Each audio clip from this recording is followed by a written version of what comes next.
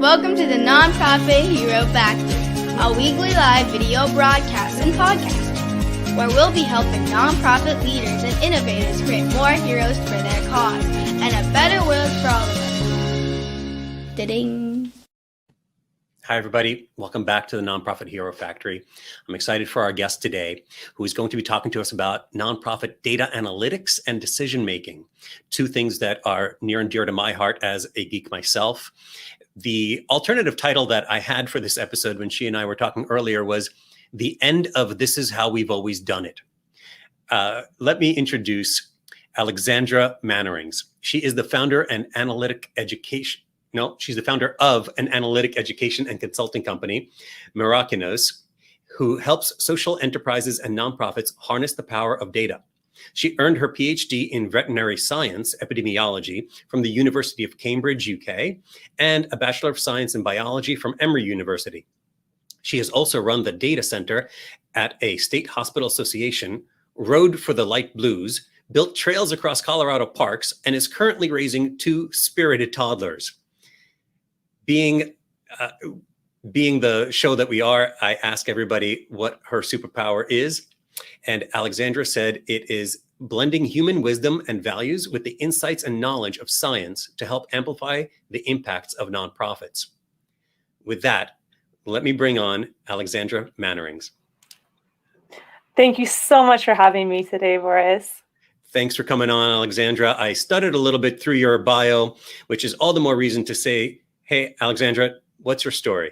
Yeah, thank you so much. My story is a bit of a winding journey. I like saying where I came from academically because I like pointing out that analytics doesn't have to be a computer science technical path, right? I am a scientist who works with data. I'm not a data scientist. I can't code in Python to save my life, but I know how to ask impactful questions of data. And I use tools that empower me to do that without having to learn to code. So I come to nonprofits because I really believe that analytics is one of the most powerful tools we have to make sure we are good stewards of our resources as nonprofits and that we have the biggest possible impact in what we're trying to do. I think that's an amazing mission that you're on, but how did you make the transition from veterinary science to data analytics for nonprofits? Right. So I did actually want to go into public health. So I wanted to work in global health. I wanted to be an epidemic intelligence service officer.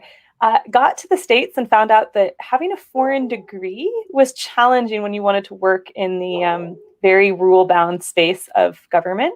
So they would say, well, you have this foreign degree. We want to see, an American-looking transcript. Can you provide that? And notwithstanding that Newton was an alum of the same school I went to, I had trouble proving that I had the credentials that they wanted to see. So I sort of had to flounder around to find how I was going to put these skills of asking questions to use. And when I ended up in my first job, found out that I could ask questions of a computer data set just as easily as I could, of a field research set. And that started me on my path of realizing just how powerful analytics is for everybody, not just scientists. And along that journey, right, ended up starting a family, wanting to explore a new space. And so after 10 years, not as an entrepreneur, felt that I'd finally reached a point of wanting to go my own direction and figuring out how I could help as many organizations as possible, not just the one I was employed to. And it felt less like a leap into starting my own business and more of a culmination step, right? I'd built all these skills, all of these relationships. I'd tried and failed and tried again and had learned ways of doing things and wanted to bring those to bear to the nonprofits who needed them out there. And so, yes, while veterinary medicine feels like it's very far away from what I'm doing now, I think it's just a different expression of the same research skills. And so you created Mirakinos, and you and I had a conversation about this earlier, but why don't you share with us, how did you come up with that name? What does that mean? Yes, so that was probably the hardest part of starting my own business, was what I was going to call it, because you need a domain, and turns out all the domains of normal names are taken, let alone having to file like your LLC and all of that. And so I decided, well, I'm creating this hybrid organization, right? One that really respects and honors the values that we bring as humans, and understands that we can use data and analytics to offset our weaknesses. And I took two Greek words that reflected that haven't existed in a word together yet, before I came up with it. So meraki is a Greek word that talks about doing something with all your heart and soul and even leaving a little bit of yourself behind in that endeavor. And then nous is the root from our word cognate, right? Cognos. And nous means that deductive logic, the physical facts of the world. And so bringing those together, right? Doing something with all your heart and soul and that cognitive logic. I like to think that you could translate mirakinos, if it were a real Greek word, to mean like soulful logic or heartfelt knowledge. That's pretty awesome. So let's then get into what it is that you do and how you help organizations and what, frankly, everybody listening to this show can learn from your work. So what do you see as the current state of data analytics in nonprofits? So I find that it usually, not for everybody, but for many nonprofits, especially the sort of the small to mid-sized ones out there, falls into two camps. One is, I'm too busy to even try to figure this out, so it doesn't exist. Or that's just for donors, right? Like that's just for our development branch. And I actually heard from one person in a nonprofit I was working with of, well, we're foundation funded. We have a set funding that comes in, so we don't have to worry about analytics. And I totally understood where he was coming from. And it made me take a step back to think about, well, wait, right. Everyone thinks about analytics from how am I going to segment my donors? How am I going to test the effectiveness of my latest mailer? But for me as a scientist, I realized that we've kind of missed that mark in realizing that analytics needs to be as fundamental as HR, right? Or as having, a cash flow strategy. Data underpins all of the efforts that we have anywhere in our organization, whether it is in hiring, whether it's determining program evaluation, whether it is in fundraising and seeing if you're doing that effectively, whether it's in your marketing strategy, whether it's in anything you're trying to accomplish effectively, analytics should be part of that. So whether you feel you're too busy to get it started or whether you feel it doesn't apply, right, both of those aren't quite the right way to think about analytics. I think that's a common problem with nonprofit organizations, especially the smaller ones, but really all the way on up through the top, where they're so focused on the work that they're doing on the ground, if you will, that they don't want to pull resources, and by resources, I'm including human capital, from those tasks to the more back office kinds of things which they associate analytics with. But when it comes to, like you were talking about, the person that you were speaking with from a nonprofit that was foundation funded, if the foundation is doing its work well, it always asks for results from your programming. How do they know that their money is working? And I think that's the same question that most donors out there in the world want to know too. That sure, it feels good to give to your organization, but how do I know that yours is the best organization to give it to, that my money is being spent well and wisely, that I'm not just putting something out there in hopes that it's doing good? Yeah, and I would actually like to challenge us even farther that we shouldn't want to know that what we're doing is working just to tell our donors that, right? We ourselves shouldn't be satisfied with the work that we're doing unless we know it's working. And that goes back to the end of how you've always done things, right? That we oftentimes have done things because it resonates emotionally with us, or because that's what we've always done. Right? I joke that when I was at Cambridge, two reasons things happened: because that's how they've done it for 800 years, or because of health and safety. And I think that for us to take a step back and actually challenge ourselves, like, why do we lead our Monday mornings the way that we lead them? If you have your Monday stand-ups, like, is that actually the most effective way of empowering your team? How do you know that?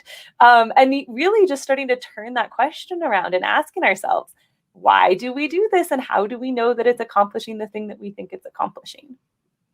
Absolutely. The expression, that which is measured grows. If you're not measuring your current performance, your current impact, whatever it might be, then how do you know if it's growing or not? Aside from feeling like or seeing that there's more coming in or going out in one way or another, how do you know that it's the most effective way, right? These are all the things that I talk about as well. And I want to hear from your perspective. So let me back up for a second. Change is difficult. Change is scary. and you're asking nonprofits, those that aren't already deeply steeped in this philosophy, to take a radical step for them of reallocating some of their hard-earned resources to analyzing how things are going and working. And then, rightly, as you just said, to reconsider some of the things that they're doing. That's big and scary. Let's try to break it down for them a little bit and talk about what's the first thing that they need to know or think about when applying analytics. I agree. It is a big, scary task. And I think breaking it into chunks and realizing you aren't going to eat the whole whale in one go, right? You got to take steps, and those individual steps will give you rewards. So it's not that you're not going to get value until you finish this journey. You will get value at every step of the way, and you will learn important things at every step of the way. So every little step you can take, even if it's one step and then it's 6 months before you can take the next step, that's fine. Every step you take is important. So don't feel like you have to do this whole massive journey all at once. And you don't have to change how you do everything all at once, right? Ask one question of one thing you're doing, measure it, improve it, one thing, and then add another one, and then add another one, right? And you can do it that way. And I think that one of the places that you can start asking yourself a question that's a deep question, but at the end is actually a simple question to ask. Are what you're currently measuring, are they outputs or are they outcomes? And we're all measuring something. Very few of us have zero numbers, right? Or zero metrics in place. And I like starting with that question of, are you measuring outputs or are you measuring outcomes? Because you can answer it without actually having to change anything just yet. You're just asking a question. And we'll find that most of us are measuring outputs because those are the easiest things to count, right? How many free lunches did I deliver? How many pets did I vaccinate? How many programs did I lead? And those are really important, and they're outputs. But we as nonprofits exist for an outcome. We exist to change something about the world, about our communities. And so I would challenge then, when you ask that question and you get the most likely answer that you're measuring outputs, could you find one way, just one metric that would measure one outcome that matters to your organization? And just put that in place and add it next to the outputs that you're measuring. So if you reported a board and you're reporting those outputs, add your outcome measure. Just one. Start there. Can you give us an example of what an outcome measure might be or look like?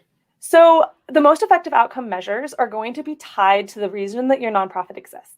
So if we go back to the free lunches, like, why do you exist? And a free lunch program might exist to advance students' academics. It might exist because they want to make sure that kids are healthy. It might exist, because they're trying to create a fairer starting point for everyone. That's going to be unique to the organization.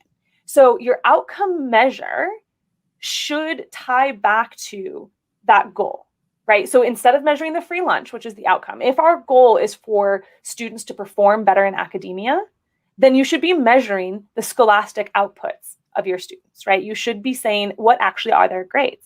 And I would challenge you to push a little further, because maybe you're thinking, okay, well, we're here to increase their grades, but are you really? Like, grades are one thing. What's actually the thing that you would want to come after that? Like, the next level outcome might be, well, we want them to be self-confident, right? Or we want them to be able to do well in high school, or maybe ultimately we want them to get jobs. I mean, like, I don't know. It would be unique for each individual organization. But the trick is to get to, if this thing I'm measuring were accomplished, could I close down my nonprofit, right? Like, if we got to 100% on this measure, would I get to have the biggest, best party ever and say we're done? And if you could say yes, then that's the outcome you care about. So it sounds like basically your outcome is very much tied to your mission. 100%. It's, are you succeeding in making the world a better place the way that you are promising, the way that you have declared to your donors who have now supported you to do? Yes, 100%. And like I said, if you look at a lot of what's out there right now, people do the sleight of hand, and I think it's accidental in how we think about things. I don't know that it's intentional, that we'll say, we are, supporting our middle school students because we've given 100,000 free lunches. Right? Well, like, you're not actually there just to give free lunches, right? That's the tactic that you've picked to accomplish the real thing you're out there with. And food's a little bit different because most of us agree food's like an essential thing we need. So we don't have to do a lot of effort to prove that like feeding people is a good idea. But with other things I said, the yoga example, right? If you do yoga to try to help reduce postpartum depression, well, you need to be able to show that participating in a yoga class does actually result in reducing postpartum depression. Right on. In acting, and I always bring things back to acting for some reason or other in filmmaking, we have the objective for any given scene. And an actor knows their objective, or they hopefully figure it out before they even go into the scene to record it or to do it on stage. But it's not enough to try to go for an objective. They also, every line is often tied to a specific tactic, some way that they're going to try to achieve that objective in that scene. So in your case, the way that you're laying it out, the outputs are the measurements of the tactics. Mm-hmm. It's, okay, my goal in this scene is to convince so-and-so to do this. One way I'm going to do that is by saying this. Okay, how well did that work? I measure that. Okay, that didn't work as well as I wanted. I'm going to move on to something else. And I might have 15 in a scene all at the same time. And so those are my outputs, and my outcomes are, did I achieve my objective? How well did I achieve my overall objective for the scene? I love it. Yes. And I think this is the second half of, once you start to kind of get these measures in place, you touched on, it's hard to change. So if you've done a program for 15 years and it comes back of like, this actually isn't getting us as far as we want, it's not giving us a good ROI. Maybe it's accomplishing a little bit, but it's costing us a tremendous amount to get that little bit of gain. And this new pilot project we've seen for half that amount gets twice the benefit. And so you may have to make some hard decisions when it comes back that some of these tactics aren't quite the way that you want. And what I like to say is, make sure that you talk about that where you put all of the people who are part of this on the same side, right? Don't be like, oh, we have to shut down Boris's activity. No. Boris and I are going to sit there and we're going to talk about how we achieve this outcome together. And maybe program A is the right one, or maybe program B is, but we're all on the same side here of trying to get closer to that objective. And it's really easy to slip into making it about people, right? Whether you tie the idea to the person, or like, Boris isn't wrong. It's that this program that Boris happens to be part of isn't achieving the outcome that we wanted. And it feels small, but or sort of pedantic, but if you watch this happen and watch how we talk about things when we have to change it, you'll realize we make things about people all the time. We love to say that like other people are bad or wrong because like something didn't work, when it's really just that idea or that particular execution or whatever it is. So try to stay away from making it about the people. And if we keep the scientific mindset in these decisions, then it's more about rational thought, right, and working together than it is about personality, right, and assigning blame or right, receiving validation. Right. And it doesn't have to feel like, oh, the boss likes my idea better than someone else's. We're just looking at the numbers. We're picking, and we've picked what we care about. We've picked, and we all agree what's the outcome we're headed towards. What's the direction we're all rowing towards? And we all know that that's where we want to get. And so it becomes much easier to be like, yes, I'll let go of this one thing so I can add in something else that's going to make us go faster. And what I love about this line of thinking is that I often encourage organizations to adopt new strategies on a different scale. For example, if you've been teaching something in classrooms for many, many years and you've been achieving certain results, that's wonderful. But if your mission is to teach as many people as possible, what if you put that same education up online? And one of my clients is doing that right now, and I think it's amazing because sure, it may not be quite as effective as you doing it personally, person to person. But if you could reach 10 times as many people and have even half the effect, well, that's a 5x, improvement on the overall goal towards your mission. And that's why you have to be really clear of what you're trying to achieve. Because it will, right? The data can't tell you where you should try to get to. They're just going to tell you if you're getting there faster or more effectively. So you have to decide what your final outcome is based on your values and what drives you and what drives your organization. Science won't do that for you, but science is going to help you get there the best way possible. So what's the second thing then that nonprofits should do? So I challenged, start with that one outcome measure. And I think the next step that then you take is review your strategic plan And there should be an outcome measure associated with every step in that strategic plan. And every outcome measure that you put in that strategic plan should all feed back into that ultimate driving goal of your organization. And when you did the outputs versus outcomes, you may not have picked the like one big outcome measure for your organization. You may have picked something small, right? Start small, pick something that's easy. So build to that so that you have sort of this pyramid of strategic measures that are accounting for all of your strategic goals. And they should all align with that one reason you exist. And those measures, we often refer to them as key performance indicators or KPIs. Mm-hmm. Is it just one per strategic goal? I like to start with one because it forces you to determine like, what actually do you mean by this goal? If you can stuff a whole bunch in there, sometimes you will allow yourself to keep maybe even competing goals in the same one, or not gain clarity about like, what actually are you trying to achieve here? And to go back to your class example, right? If their goal out of their education, right, the outcome they want is that they're training people, and I don't know the organization you're working with, but right, if they're training people to get jobs in the technical sector, right, there's a final outcome that they want from the output of them having these courses. And it could be that if going online and only getting half the benefit, that might not get people to the level where they're hireable as in a tech sector, right? But they got to be real clear that the outcome that they want is getting them hired.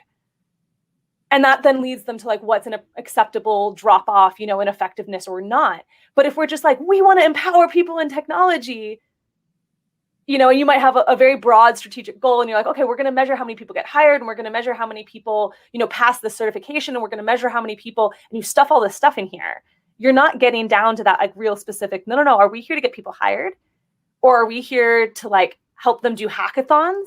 Are we here, like why are we actually here doing this thing? If that makes sense.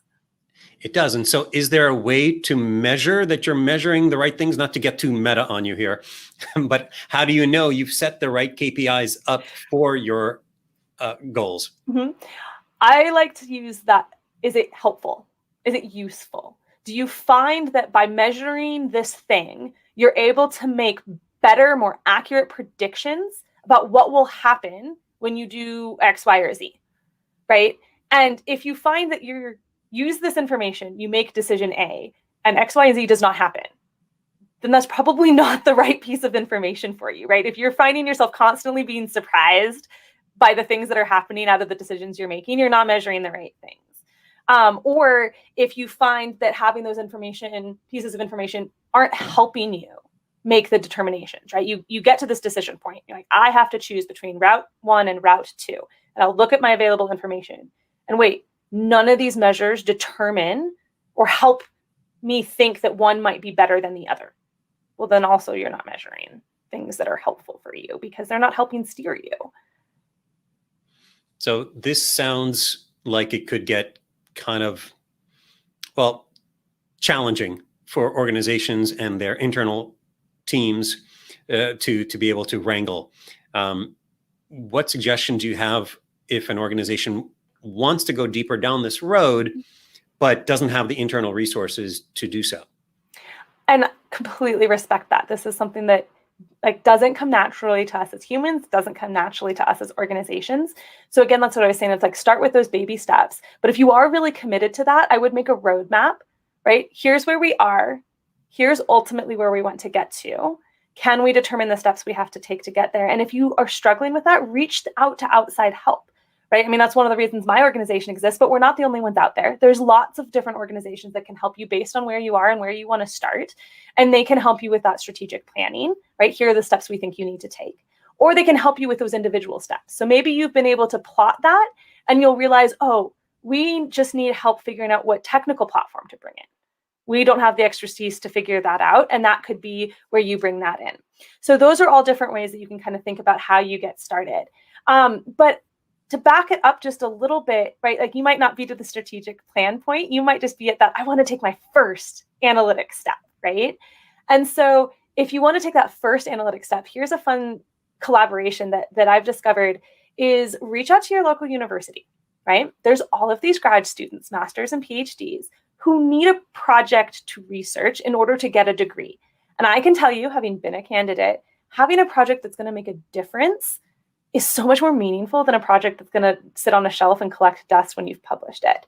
And so you can look at what's one pressing analytic question that you have that would be great for a grad student to actually research, right? So for example, it might be, if we went back to our teaching, you want to know whether or not one of 3 different education approaches, like which one of those is the most effective in producing, either your hiring or your technical expertise or whatever it is. That would be a great grad project for a student getting an education PhD, right? Or if you're in environment, if you're protecting the environment and you're trying to decide whether, 2 different ways of cultivating trees is more effective and which one you should invest in, find an ecology major who's doing a master's program, and you can have that be their research project. So you get great information back and you get to help a grad student. And I think it also is a great chance for us to shift as nonprofits, right? We mostly think we have to ask for people to give us something. And this is a chance for you to give something to someone, right? The grad students need this just as much as you need them. So to be clear, then it's not that we're looking for a grad program that studies analytics or something like that. We're actually looking for any program related to the field that we're in. Yes. And the grad students are looking for things to research, and you're offering them that opportunity.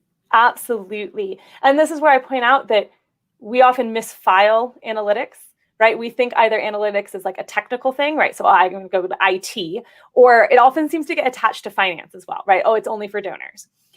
But no, analytics is science, right? It's asking questions and using an experiment or using data to answer that question, to help us understand in the real world what worked and what didn't. And so, yeah, you'll find a program, and there's probably a program out there regardless of what you do.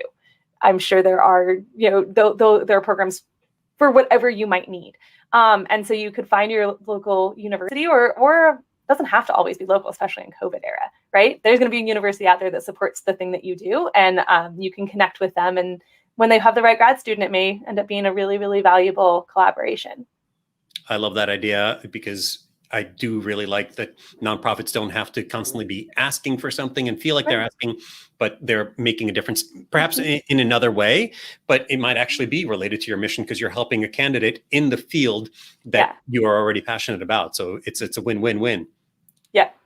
And I like the whole process of it being a loop in terms of you're asking a question, you're then seeing what the results are, you're learning from that, and you're iterating. There's in lean methodology, which is very popular in the startup world for the last, over 10 years now. There's a cycle of build, measure, learn. So you've got your program, you measure the results, you learn from it, and then you revise your program, you tweak it slightly, you change one of the things that you're trying to do to better achieve your mission, to keep optimizing it like that. Yes, I love it. 100%. So I always ask, are there any tools that you recommend organizations check out if they're interested in going down this path? Yeah, so my hands down favorite tool is something called Alteryx. And the reason I love Alteryx is it allows you to ask pretty much any question you would want of any data, manipulate, clean, transform, statistically analyze, visualize, without having to know very much coding. So I told you I'm coding illiterate. I can't do R, I can't do SAS, I can't do Python, but I can Alteryx. And it's a drag and drop interface. So you connect different tools and you get to visually see how you're connecting pieces, each of those analytic steps, whether it's a join or a formula or whatever you might need. So for those organizations who are a little bit further along, right, they're ready to try to bring some analysis in-house, and they might have some complex data that they need to work with on that, highly recommend checking out Alteryx. I've used it for 8 years now, and I'm a massive fan of it. Do you know if they have nonprofit pricing? They do. They most definitely have nonprofit pricing. Excellent. I really appreciate that. I'm going to go check it out. And of course, we'll have it linked up in our show notes so that anybody who's interested can just click the link and take it on over. Yeah. So being a very story-based podcast that we are, every story has to have in their hero's journey a call to action. Alexandra, what is your call to action for those people that have listened to this so far and are interested in learning more about you and what you do? Well, generally, you can learn more about me by visiting my website, mirakinos.com, or connecting to me on LinkedIn. I always love hearing questions that come in over LinkedIn. My more specific call to action is that we are planning a small data summit for the end of September. And in that, we are going to invite 10 experts to spend 15 minutes giving you at least one actionable thing that you can take for each step of the analytic journey. So we'll go all the way from data strategic planning to putting data in the hands of decision makers and the steps that you take in between.